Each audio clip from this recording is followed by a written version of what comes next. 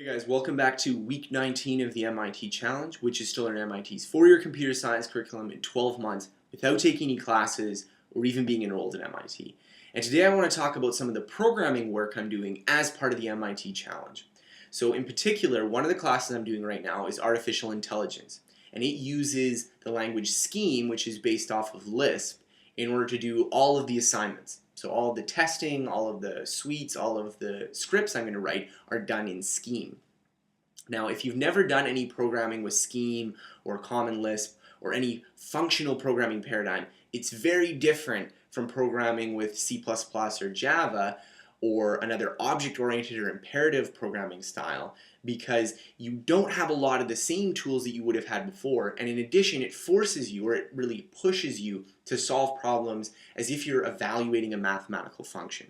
So in C++, if you wanted to solve a problem, you often figure out what are the objects that are involved in the problem, what are the data types, what are the variables I need. You set those all up, and then you just give the computer a set of instructions in order to execute whatever algorithm you want.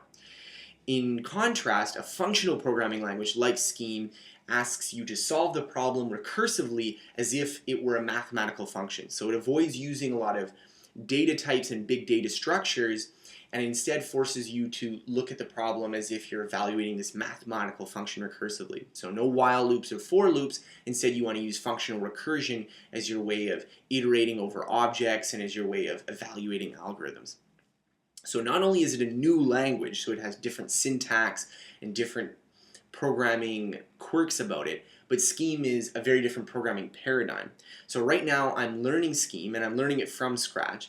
They used to teach Scheme as the intro course to computer science at MIT, but they've since switched to using Python. So I did the newer version, which deals with Python.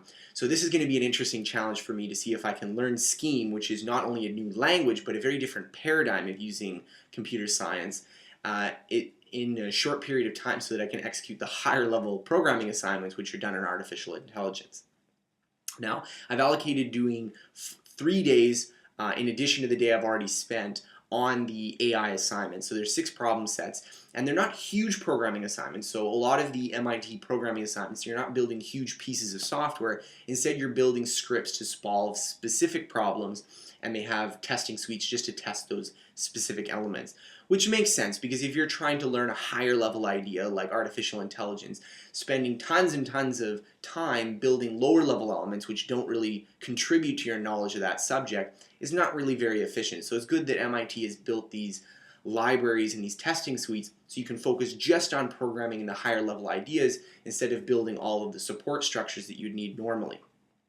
Now, so this is my challenge, to learn Scheme well enough that I can complete these assignments in just 3 or 4 days and see if I can learn the language well enough to execute on this. Now, I'm not sure whether I'll be able to complete it under this timeline, but I do have a lot of resources that have really helped me.